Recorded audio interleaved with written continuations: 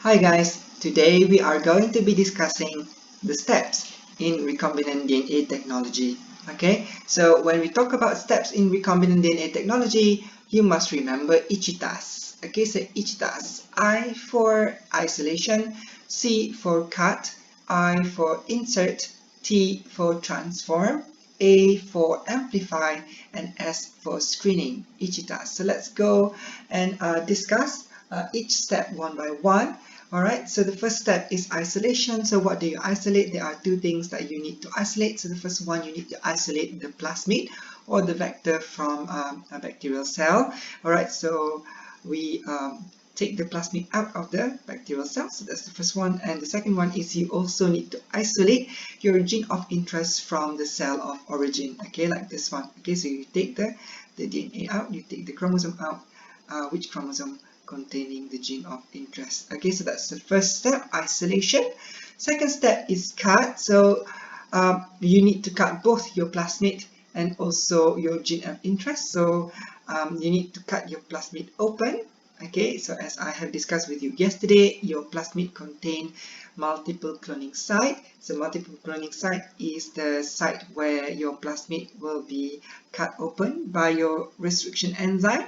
Okay, and you also need to cut your gene of interest out from the chromosome. Okay, by also using restriction enzyme. Okay, so you cut the gene of interest out of chromosome and also you cut the plasmid open. Okay, so you must use the same restriction enzyme for both processes. Okay, why? So this is so that you produce complementary sticky ends, okay, like this one. Okay, so since you are using the same restriction site to cut your gene of interest out and also to cut your vector open, okay, so complementary sticky end is produced. Okay, make it easier for you to combine the two fragments into one continuous recombinant DNA. But if you, let's say, like in this case, okay, let's say this one, okay, the plasmid, you cut it open with EcoR1, but the gene, you cut it out of the chromosome by using SMA1. Okay, we know that SMA1 will produce blunt end, EcoR1 will produce sticky end or staggered cut. Okay, so it will make it very, very difficult, okay, for us to combine the two DNA fragments into one continuous recombinant DNA molecule. Okay, because no complementary sticky end being produced. Okay, so you cannot do that. You must always cut your vector open and also cut your gene of interest out of the chromosome by using the same restriction enzyme to produce complementary sticky ends. Okay, so the step number 3 is insert. Okay, so what do you insert? You insert your gene of interest into your plasmid vector, like this one. Okay, so this is your gene of interest and this is your plasmid. So you want to insert your gene of interest into the plasmid. Okay, so that is step number 3. So how do you combine this gene of interest with the plasmid so that it become one continuous DNA molecule? Okay, recombinant DNA plasmid. Okay, so we use DNA ligase. So DNA ligase will form phosphodiester bond, okay, between the phosphate sugar backbone of the gene of interest and also your plasmid. All right.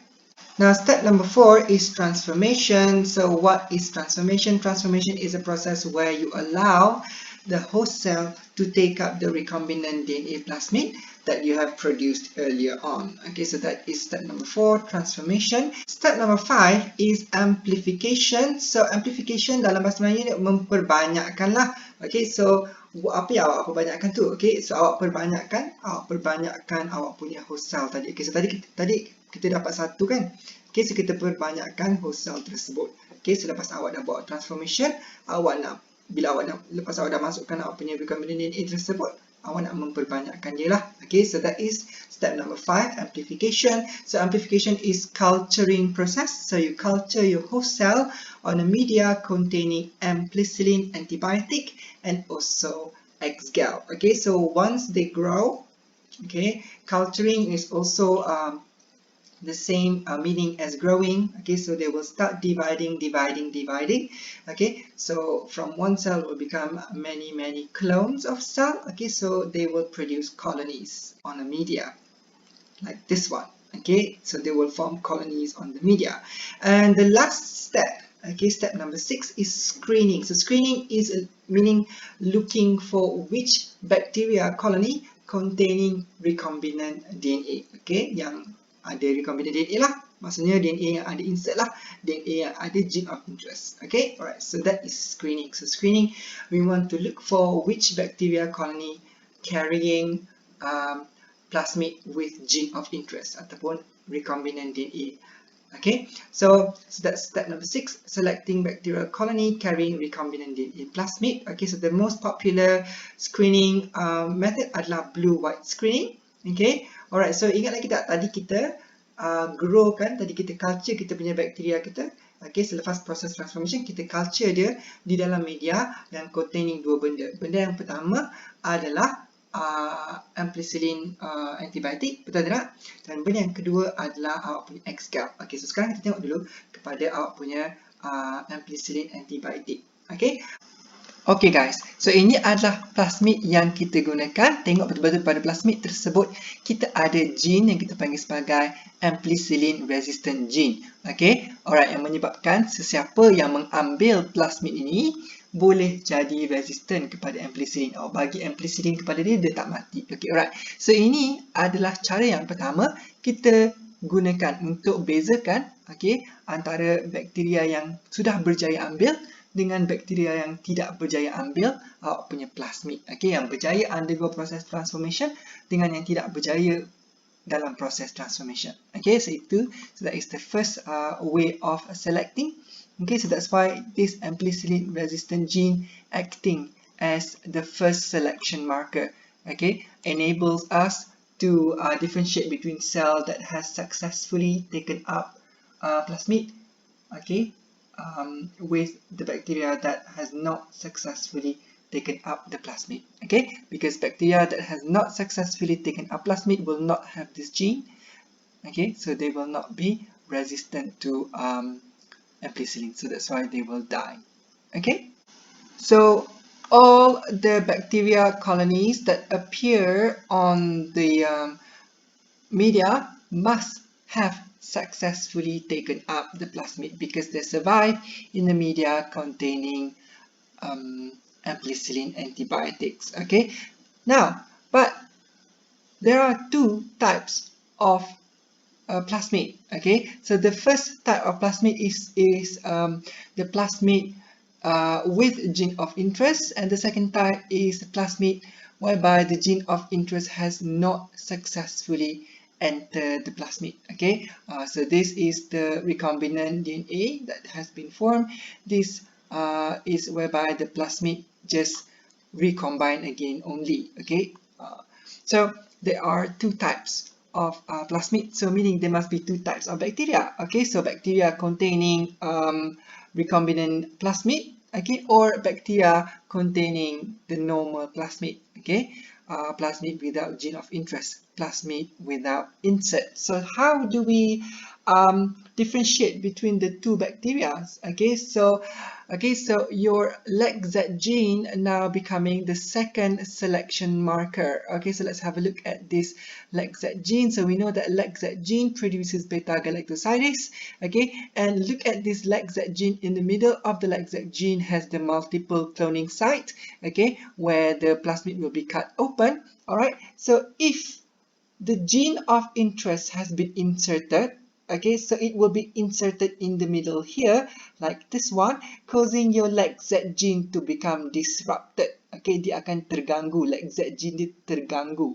Okay, alright. So jadi kalau LEGZ gene dia terganggu, okay, dia boleh tak menghasilkan beta-galactosidase, okay, yang functional? Tak dapat lah, okay, sebab satu dekat sebelah sini, satu lagi kat sebelah sini, gene dia dah terganggu. Okay, so itu cara kita bezakan antara bakteria yang ada recombinant plasmid dengan bakteria yang ambil plasmid yang tak ada insert. Okay, alright, because plasmid without insert, the LEGZ gene is still intact. Okay, so meaning beta-galactosidase can still be produced. Okay, so the bacteria able to produce beta-galactosidase. Bacteria that has taken up this kind of plasmid will still be able to produce beta-galactosidase because the LAGZ gene is not disrupted, is still intact. Okay, that's why we use XGAL in our media. Okay, so this is because XGAL originally is a colorless substance, but once has been broken down by beta-galactosidase, it will turn blue.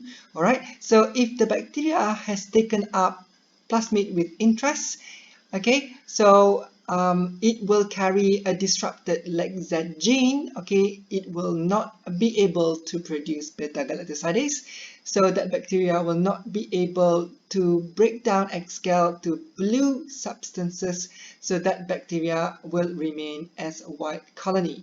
Okay, alright, so bacteria carrying plasmid with gene of interest will form a white colony. Okay, but if the bacteria has taken up this kind of plasmid, okay, which have no insert, okay, so having LAGZ gene, okay, intact LAGZ gene, so that bacteria will be able to produce beta-galactosidase.